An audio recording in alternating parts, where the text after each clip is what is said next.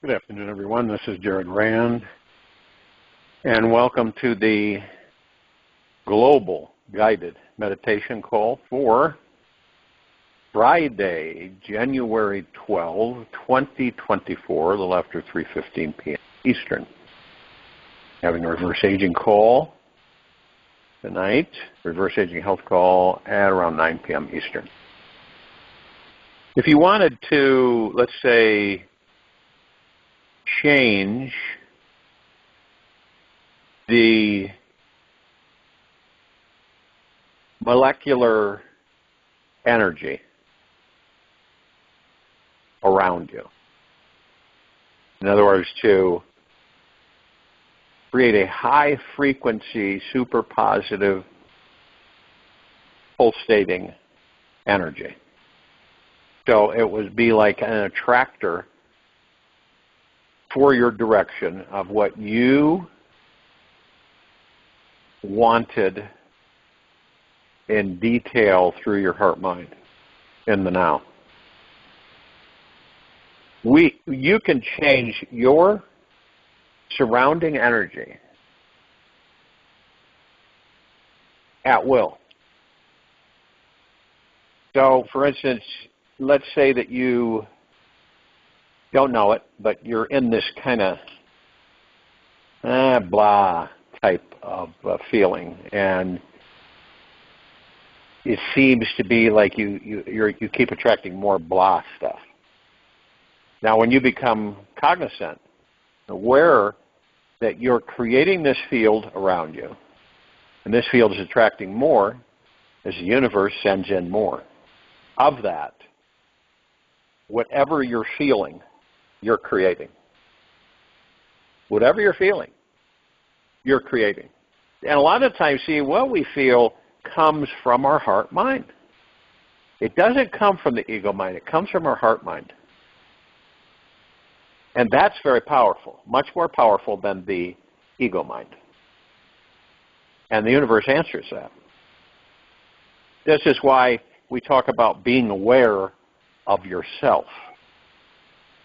You know, being aware of your thoughts, not all these thoughts that literally just smash us constantly every waking moment and every sleeping moment. And it's interesting because we know that these are other people's thoughts. They're not ours. Those 60,000 thoughts that hit us every day, right, that mind chatter, that's other people's thoughts. And on this planet, whether you're in body or out of body, that essence, those energies, those thoughts, they're here on this. They don't take them with you. They're forms of energy. See, because they were someone else's thought that was literally generated into some form of reality. And that's why there's so many thoughts hitting us on a continual basis, 24/7. You know, you look at over 60,000 thoughts coming in every day for every one of us, each of us.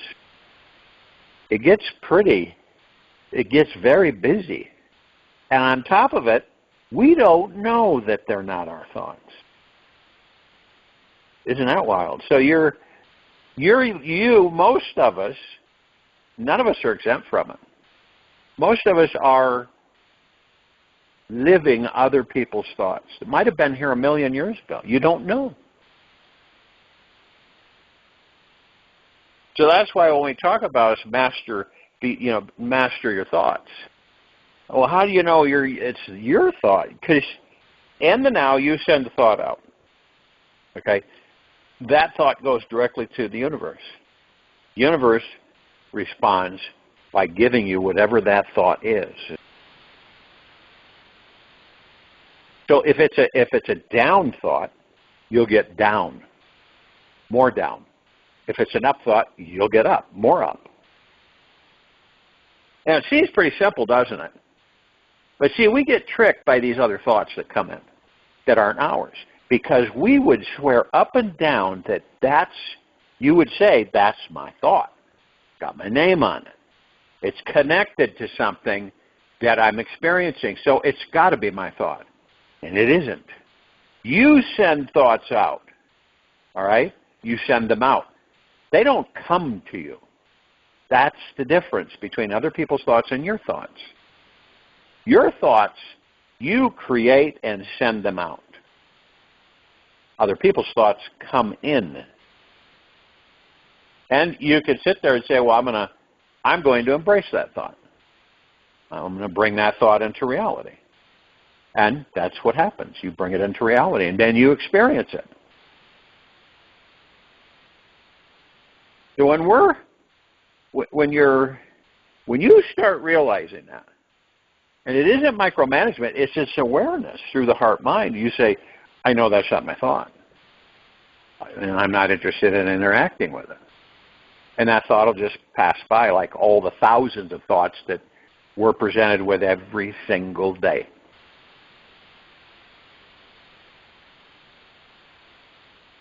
You realize how powerful we are. Now, a lot of time has been spent throughout the eons that we believe, all of us believe, that we are separate. Think about it. Look at, in society, look at how much stuff has been literally poured on us about separate. A lot. Everything, all the religions were created outside. So all of us look up to something. We look up to something. And we've got several thousand religions on this planet. And they're all man-made, right? Other people's thoughts. They're not yours. But you're tricked into believing that they are. It's the same thing with, you're in a situation. Let's say the situation is, you're talking with somebody, right? And then they start saying things that start to pull at your ego mind. You ever have that happen? They start saying, whatever. Talking about, how this and that, and they're doing this, and they have this, and blah, blah, blah, blah, blah. And you can feel your ego mind you feel pressured, irritated, okay? And that's the ego mind coming in, which basically pushes you to respond and saying what you have better than they do. But see, what happens is that you catch it. You say, this is an ego mind thought. I am not interested in engaging it. And it goes. It leaves. See? Now, others might come in while this person is yapping away. And you just kind of flow. You're not affected. It's not, after that ego mind thought comes in and you've expelled it, you're in a flow. And whatever they're saying, it really it's not bothering you. They just continue to talk, and then they get finished, and you basically just say, well, hey, that's great. I wish you well. Say. But a lot of us get caught up in that, and we get tricked by the ego mind into believing that these thoughts are ours. We feel things from the heart mind. And I believe that most of us know when we do feel things from the heart mind. We know that it's not coming from the head, the ego mind. And the heart mind is highly secure. It's not insecure like the ego mind, because the heart mind is directly connected to the God that you are in that body. It's a huge difference. Maybe you've tried it. Maybe you've done it where you've experienced ego mind thoughts and you've been able to just effortlessly not engage with them. It's like you see, I want to pick that up. And you go, no, I'm not going to pick that up. That's an ego mind thought. I'm not interested in it. Because whenever we're under the mastership of the ego mind, we aren't feeling great. We just aren't. Oh, we might on occasion for a short period of time. Or for the majority of the time, we aren't feeling great. And we're never satisfied. Well, I'll reword that. We are at times for a short period of time, and then it's got to be, there's something else. Something else comes in, where we then go after that, and then that comes in, and then we go after something else. It's a constant. This is why somebody, let's just say, for giggles, somebody has several $1 trillion. Okay? Now, you would believe or think that, okay, they're set for several lifetimes. They can't be worried about what? What are they worried about? What are they worried, stressing, and fearing about? What would that be? Of losing it. That's what they're afraid of. They're afraid of losing it. So they have to find ways to have more. It's never enough. They're never satisfied. Isn't that amazing? And on top of it, they don't really do anything with it because they're afraid that people will know that they are a trillionaire. Isn't that amazing? That's why most folks in that arena stick with each other. They don't go outside and interact with other people. They stick with each other. They have this kind of a group, and they're all in that area of wealth, and they all kind of know each other, and they kind of stick with each other, and they don't interact with anybody else because they're afraid that other people might find out that they are very wealthy. And they don't care to have that attention. Pretty interesting how the ego mind has literally led us off the cliff so many times that we've lost track.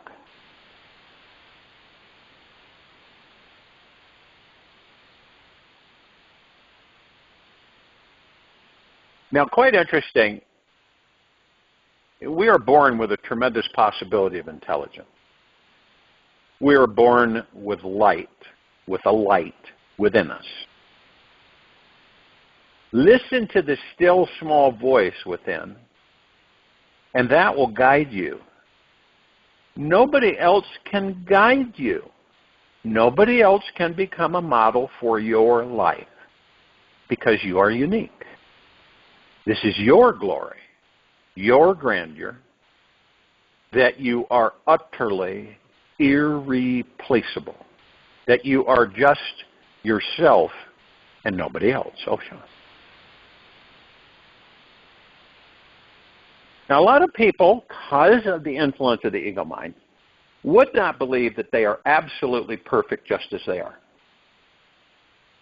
Because how many people do you know that are constantly trying to, I don't know, to be better, to change something about themselves and to be more likable? There's just all kinds of things.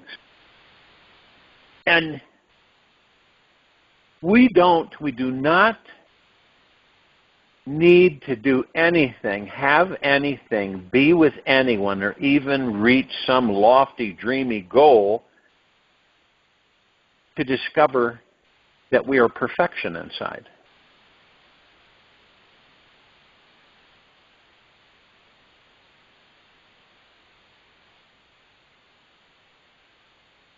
I mean, think about that.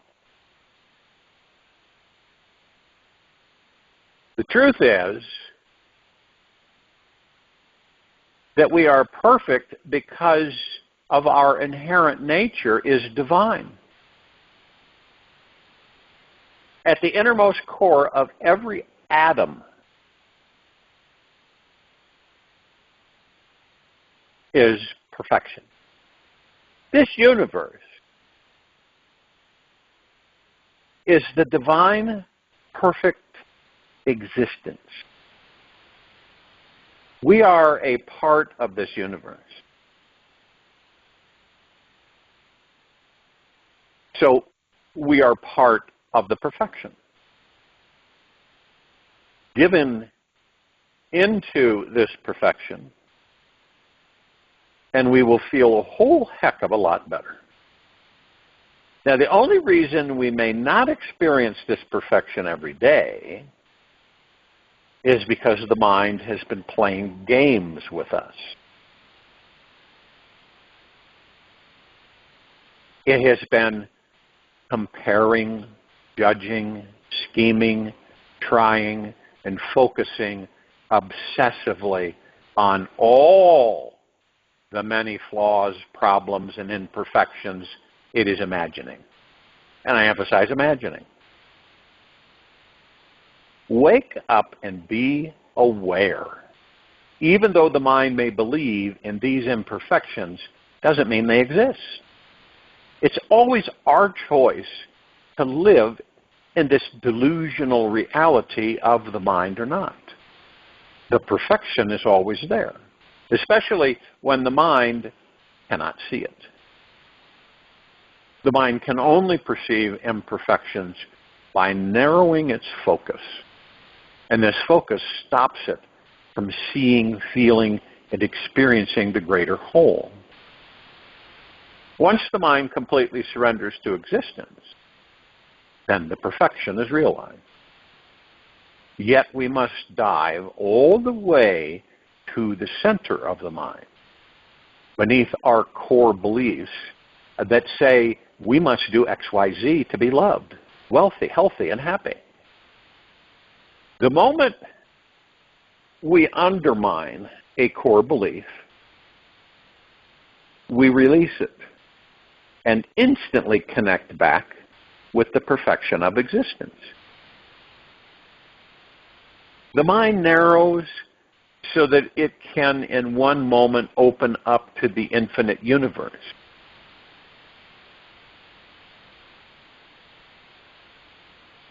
With us at this very center.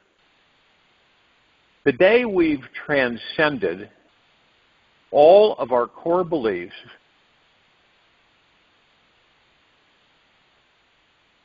we will realize the perfection has always been inside us because we will be seeing it everywhere on the outside.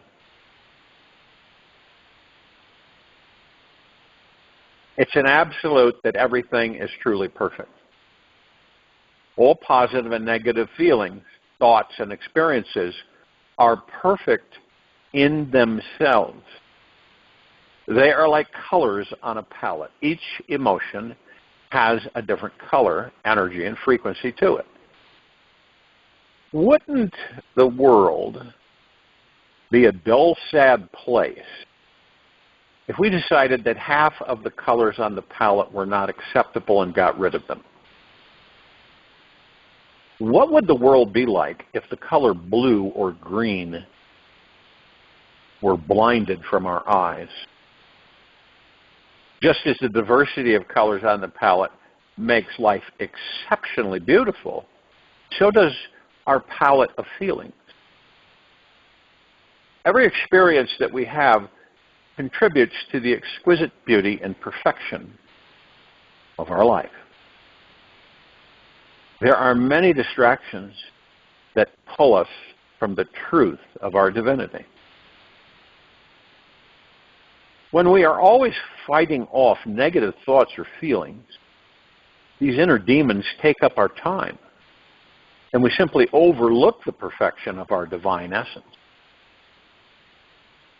Remember, these inner saboteurs are perfect within the bigger picture. Any inner struggle against them is what is causing our suffering, and not the situation or person which triggered the negative feelings. The secret is to know ourselves intimately, with all of our parts, accepting whatever arises for us, be it joy, sadness, or anger, is absolutely perfect. Suffering only occurs when we try to resist, defend, hold on to, or change any feeling or thought passing through. If thoughts are like trains on the train tracks, then suffering would be standing on the tracks trying to stop one of them.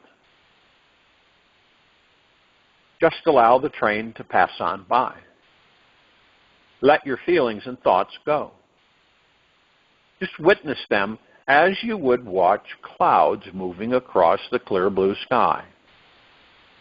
Every thought is to be welcomed, and none are to be feared or held onto.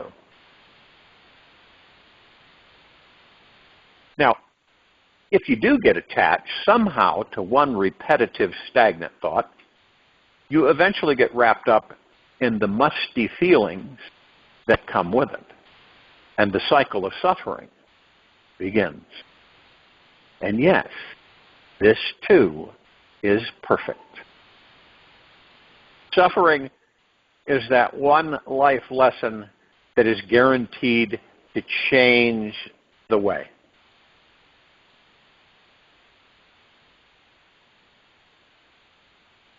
Change the way we do life. After enough suffering, our ego becomes bored with all the drama and is eager to enjoy another new color on the palette. It has more awareness now and is completely ready for an expansive new state of mind. Everything in existence is absolutely perfect. If you only knew a fraction of it, you'd never make another complaint again. The negative things that we see and experience in this life are not negative in nature. The mind is always interpreting everything and labeling things as good and bad. Experiencing this grand perfection around us and inside of us occurs the instant we transcend this labeling machine. When we finally relax into what exists beneath the mind, the walls come down, and then we start seeing the perfection of existence.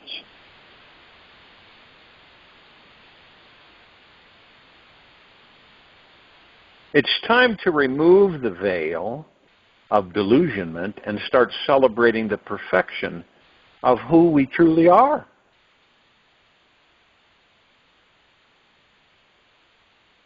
Now, if you just can't see it inside or outside your body, simply focus on the energy and quality of nature. Nature is perfect and will eventually open our eyes to it. Meditate on the perfection of all the animals, clouds, oceans, plants, the sky, stars in existence.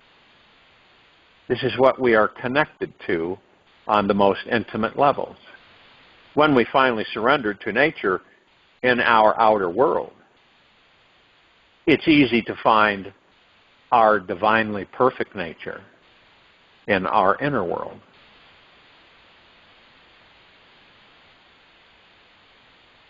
Begin celebrating the perfection around you and inside you.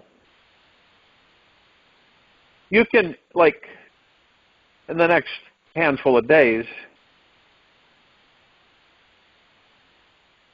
you can begin jumping up and down every morning shouting, "I am perfect, and so is this universe." You'd be surprised if you did this for a few minutes every morning within, I guess, next coming week or right away.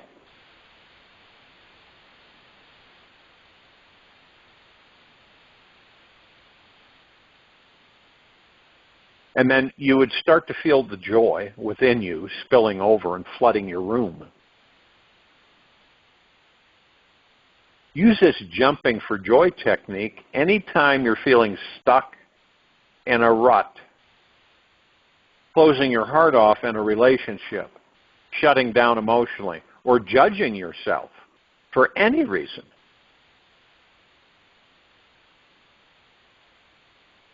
Do not try to stop the heavy, hard feelings from arising.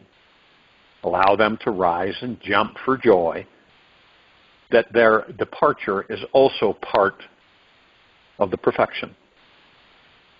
Every time we leap off the ground with joy, our sense of knowing this perfection inside of us will grow. And one day, we will know in our heart of hearts that we are an absolutely perfect being in every way, who is the most magnificent light shining brilliantly onto the world. The choiceless truth of who you are is revealed to be permanently here, permeating everything, not a thing and not separate from anything. Gangaji.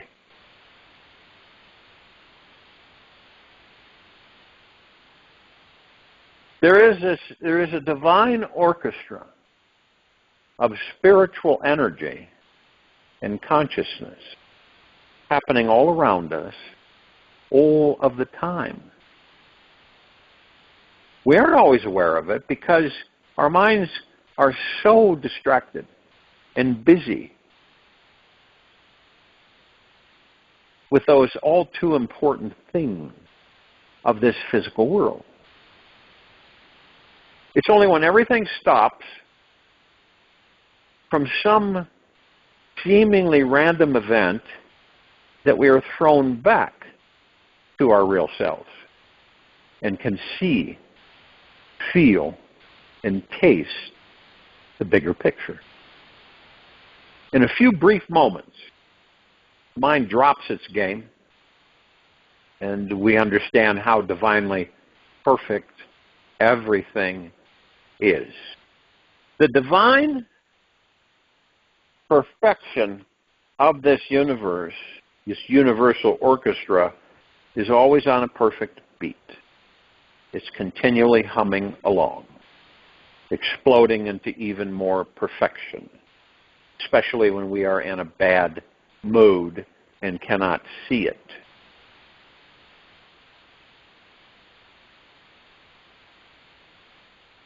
See it how or where it is happening. We're always within the womb of this universal beat, always connected with everyone, everywhere, in every dimension of time and space, all the time. When we open ourselves up to this possibility, then each moment we are able to see the real truth. We know how every moment can only be a spiritual merging experience of universal synchronicity and our soul's destiny. Open your mind and heart to feel the connection with someone you know or would want to know, who could be very gone from the body or very alive. Reach out to them. Reach out to that wild, free being who is somewhere in this universe. Just do it as an exploration to possibly awaken that same wild, free being within you. Pick anyone. Doesn't matter. Pick anyone your heart would have to stretch beyond its normal limitations to open up and connect with them. Invite that person into your heart space. Imagine that this individual is here now, fully available to be with only you in this moment. You can drop the doubting, skeptical mind by just focusing on the vibration and feeling of trust.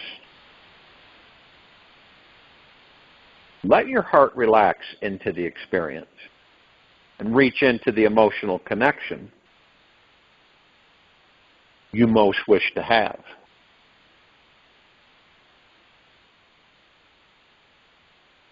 I believe if you just practice this for even a few minutes, you'll be surprised to find out that something magical starts to happen. You may not realize the depth of the magic, which arises initially, yet stick with it. For wherever attention goes, energy flows. Whatever experience you have is what was destined to happen. Anything can happen from just this simple intention and practice to break through the limitations of our doubtful, time-bound minds. The inner journey we will have is completely worth it in the end.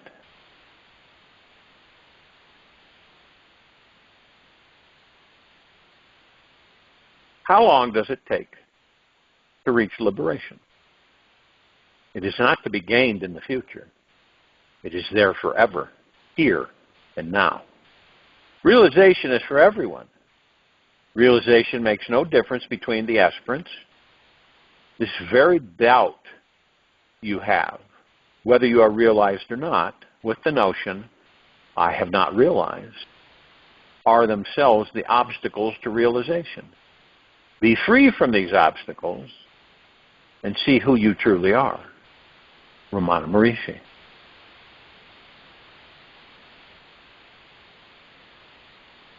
And as Yogi Bhajan said, in a quote, when ego is lost, limit is lost.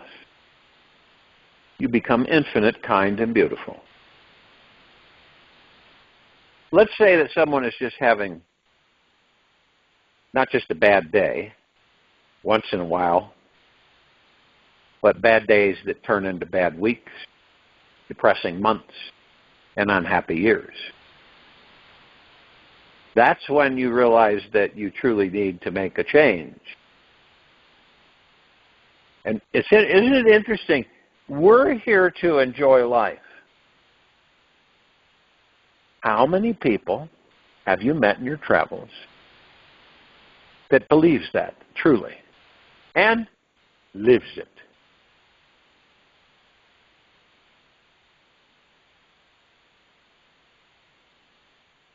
We are not here to be tortured by it. This universe is a totally magnificent playground of energy, a conscious celebration blossoming with life in all directions. When we can see this, we can enjoy it. When we lose perspective, we sever our natural connection with this great joy. Don't fret. Not all's lost. We are just taking the longer route to rediscovering the divine beings we truly are. First step to shifting out of a negative mood. See, we gravitate towards negative things. It's easier for us, really is, for I believe most of us, it's easier to direct ourselves in a negative direction than a positive one. You ever felt that pulling where you know it's a negative avenue, okay? And you're saying, I'm not really interested in that, and it keeps pulling you, and then it pulls you right in. And we all know what negative is. We've all experienced it more than once, and we know what positive is. And from time to time, we will generate negative. So it reinforces us to want to be in the positive. Now, some people believe that something outside of them is responsible for their unhappiness. Yet ultimately, it all comes down to how we are responding. Are you seeing it as your teacher or your enemy? Happiness is always about the lens we are looking through. Truly enjoying this life is about taking radical responsibility for the state that we are in, exploring what this negative experience is teaching us spiritually. And then finding out the fastest way to let it go. Once you can say, I am the one creating this negative experience of my life, then half of the great battle is over. Now, the second step towards freedom is learning how to step back from whatever you're resisting, fighting, judging, or hating, and see that actually it is just a bunch of thoughts. Your problems ultimately boil down to ideas that are ultimately passing through the synapses of your brain. Whatever wrong thing you think is happening out there is always happening primarily inside your mind, in here. The more resistance, judgment, and anger that you've built up around this particular idea out there, the greater the joy you'll feel when you shift your relationship with it inside yourself and move on. The moment you learn how to let go of being right about how horrible something or someone is, you discover how good it feels to be wrong. You may find that life always provides the perfect climax at the end.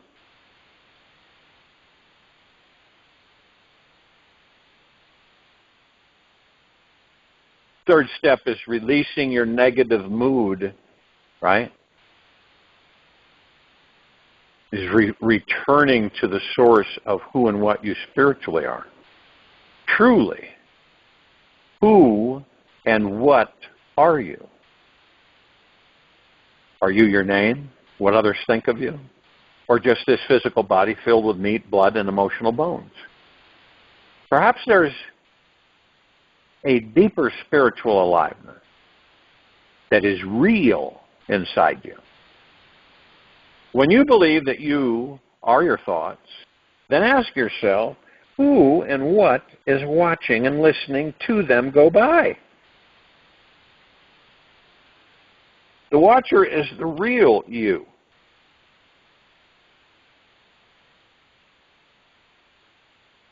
You are not any of these thoughts. You just become too close. You became too close to your thoughts and got overly identified with them. The very moment we return to who and what we are, this pure conscious witness who abides at the very source of thought, then we are home free. The final step is truly, deeply, sweetly relaxing fully into your body so that there is no tension hiding inside you anywhere.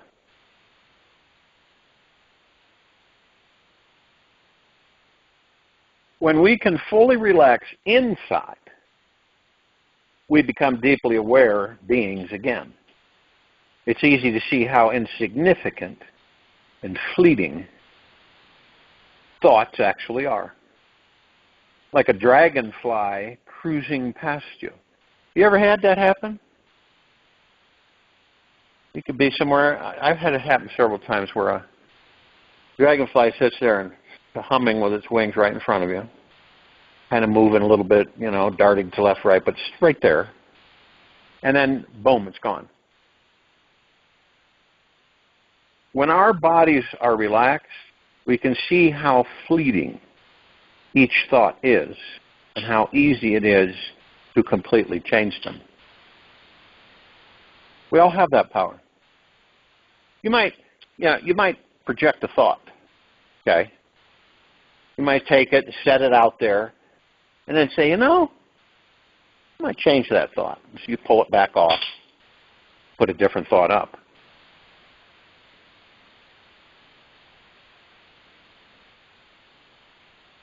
The more we can feel into the spiritual truth of who and what we are, we naturally pull back our attention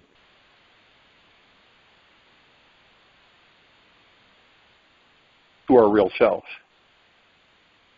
It feels good, so we naturally do it. Our spiritual nature takes care of us, and we can effortlessly enjoy this life, which means we have stopped dwelling on the negative. Our bad mood turns around, and we see the beauty in everything. We are grateful for life again, even for the opportunity to shift out of this negative space. We appreciate, love, and enjoy this simple experience of being alive. We understand that if we cannot see God in all, we cannot see God at all.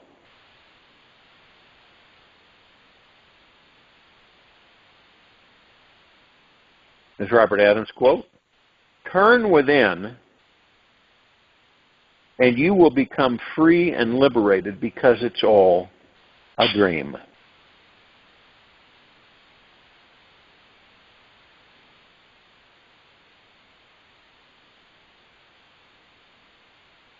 In this Osho quoted saying, what is fear made of? Fear is made of ignorance of one's own self. I join you in the meditation. I'll return to close us out.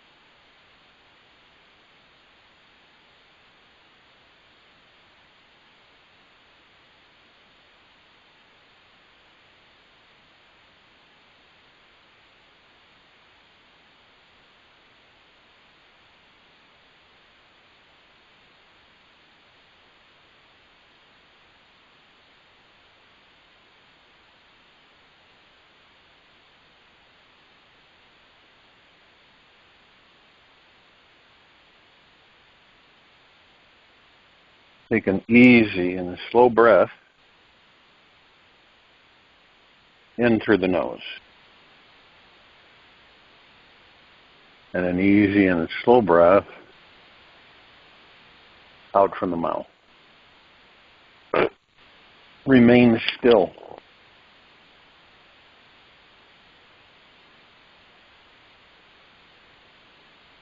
The conscious energy source flows into each moment so quickly that we cannot catch it or escape from it. We are it.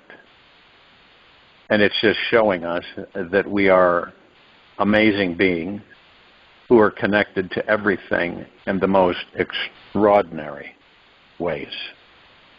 Take this with you for the rest of the day, into the evening and night, following morning.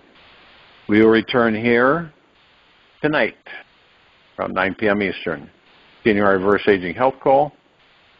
And Saturday, January 13, 2024, 3:15 p.m. Eastern, to continue our global guided meditation call. Be gentle, kind, generous, and humble with yourself at all times. Be in the highest of the highest high, deepest of the deepest deepest, purest of the purest purest, eternal gratitude at all times, no matter what's happening within or outside.